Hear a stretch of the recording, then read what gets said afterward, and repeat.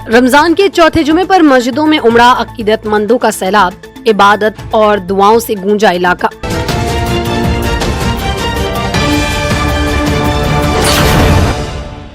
नमस्कार, आप देख रहे हैं बेगूसराय न्यूज प्लेटफॉर्म और मैं हूं आपके साथ खुशी।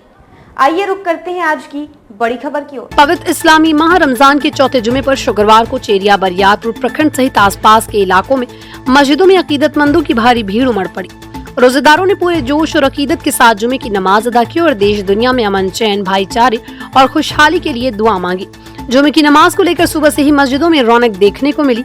नमाज से पहले रोजेदारों ने मस्जिदों की साफ सफाई और व्यवस्था में बढ़ चढ़ कर हिस्सा लिया।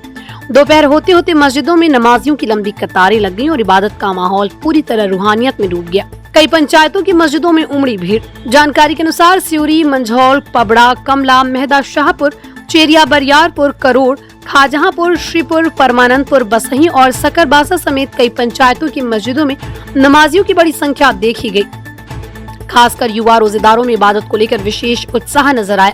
कई मस्जिदों में जगह कम पड़ने के कारण लोग मस्जिद के बाहर भी कतारबद्ध होकर नमाज अदा करते दिखाई दिए। नमाज के बाद लोगों ने एक दूसरे से गले मिलकर रमजान की मुबारकबाद दी। रमजान की फजीलत और आखिरी अशरे की अहमियत पर दिया गया संदेश। मेहदा शाहपुर की जामा मस्जिद में इमाम हाफिज सदर आलम ने नमाजियों को संबोधित करते हुए कुरान और हदीस की रोशनी में रमजान की फजीलत और बरकतों पर विस्तार से प्रकाश डाला। उन्होंने कहा कि रमजान का आखिरी अशरा बेहद अहम माना जाता है, जिसमें अल्लाह ताला बंदों के गुनाहों को माफ कर देता है, बशर्ते रोजा पूरी नियत और सच्चे दिल से रखा गया हो। इमाम ने बताया कि इसी आखिरी अशरे की ताक रातों में एक ऐसी मुबारक रात आती है जिसे लैलतुल कद्र कहा जाता है। इस रात की इबादत 1000 महीनों की इबादत से भी बेहतर मानी गई।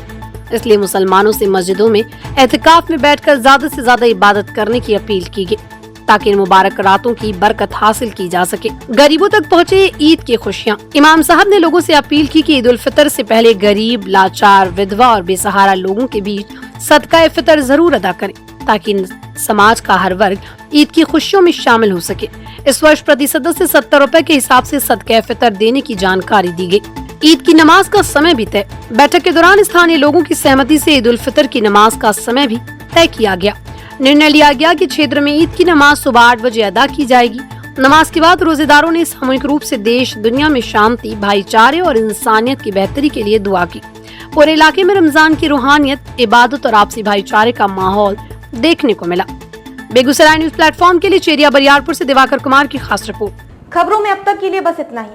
फिर होगी आपसे मुलाकात ऐसी ही एक और बड़ी खबर के साथ। तब तक के लिए नमस्कार और देखते रहिए बेगूसराय न्यूज प्लेटफॉर्म। ऐसे ही लेटेस्ट अपडेट्स पाने के लिए हमारे चैनल बेगूसराय न्यूज प्लेटफॉर्म को सब्सक्राइब करें और तुरंत नोटिफिकेशन पाने के लिए बेल आइकन प्रेस करना ना भूलें।